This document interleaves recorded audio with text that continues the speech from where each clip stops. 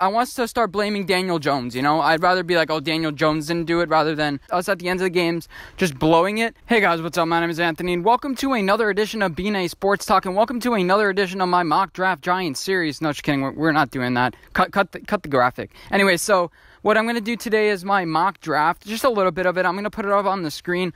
I made one already, but I think I'm going to make a couple amendments to it. But I have us taking Isaiah Simmons, mainly because, okay, I'll have the rest of the, the mock draft scrolling on. I think you guys have heard already too many mock drafts and stuff like that and seen. I just want to have it just for the fun of it, and I'm also going to do one right before the draft comes out. I think it's fun, but I'm basically want to draft Isaiah Simmons because I want something to brag about as a Giants fan. If we don't get Isaiah Simmons, just like, okay, our linebacking core didn't really get much better. Blake Martinez is great. Ryan Connolly's back. I want to have something to brag about. I want to be like, yeah, we have Isaiah Simmons. I don't want to be like, we have a decent offensive line, kind of, or like, or we have a decent linebacking core. I want it to be like, okay, whoa, look at our linebacking core. Defense wins games, and I'm sick and tired of us at the end of the games just blowing it. I want us to start blaming Daniel Jones. I'd rather be like, oh, Daniel Jones didn't do it, rather than our defense didn't do it.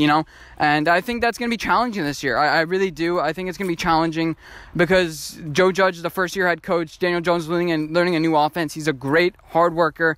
But he made some mistakes last year, and we all expected those rookie mistakes, but he's going to learn how to better diagnose pass protection and basically do what Eli did. Eli only got sacked like 4 times in 3 games. Daniel Jones got sacked 3 times the clip Eli did, and we expect that as a rookie, but Daniel Jones now has to learn.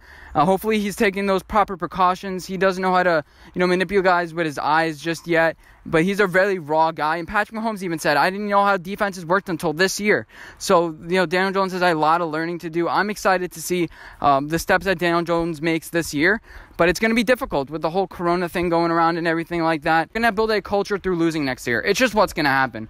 You take a look at our schedule. The Browns, great defense. Steelers, great defense. Ravens, great defense.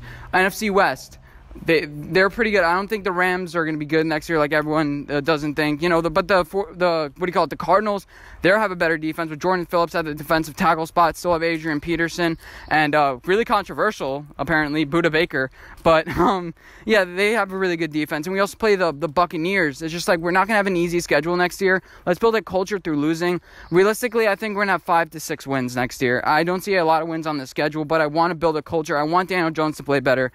And yeah, so I'm saying a bunch of obvious things. I want Daniel Jones to play better. I know what you guys are thinking now.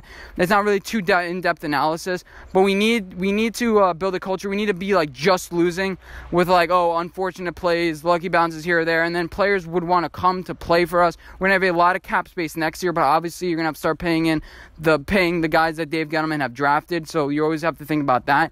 This is a culture building year. We can't give up on Joe Judge. We have to be like Brian Flores. I don't think we should sell all of our successful guys for next year. Obviously, we don't have a bunch of talent. We don't have the talent on defense like a Minkah Fitzpatrick that can go for a first-round pick. We just don't. I've been building over the past couple years with our picks, Dalvin Tomlinson, Dexter Lawrence. We built the foundations of this team, so you can't all of a sudden just go selling guys, I don't think. And what I think that we should do is have a conversation about potentially trading with the Patriots. Now, what this would mean is that we would trade all the way back to 23, but we do the Patriots a favor because they can draft Tua Tagovailoa. And that's their quarterback of the future. So they'd be willing to give up a first overall pick next year because they don't have to draft Trevor Lawrence. So, and we'd also get potentially a left tackle that they have. There's a guy, Yadni Kajuste, who got drafted in the 3rd round last year. He has some injury concerns, as does Isaiah Wynn. But we can get one of those guys. If you don't fall in love with one of the tackles this year, just grab one of them. He's ranked top 10 tackle last year. By top 10, I mean 10th last year. And what I think the Giants could potentially do is get him. Obviously, we wouldn't draft the guy number 4, so you'd pretty much value him at number 4. We'd have a top draft pick next year along with the Patriots. We're going to be a 4 to 5, 6 win team as well as the Patriots. So now you have 2 picks in the top 10 next year, I think. I don't think the Patriots are going to be great next year with whoever they have a quarterback, even if it's Tua. And they're going to be accumulating draft picks. That's what Bill Belichick is going to do.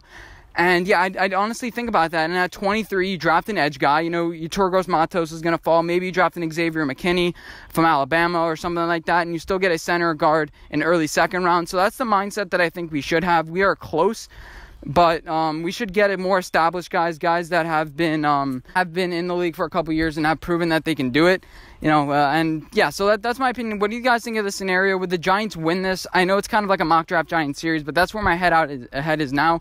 Yannick Kajuse is an amazing run blocker. He's physical. He has an injury concern, but overall he's solid. He has all the physical talent. He's 6'5", 310 pounds. He's not undersized whatsoever. But yeah, let me know what you guys think, and I'll see you guys in my next video. Bye, guys.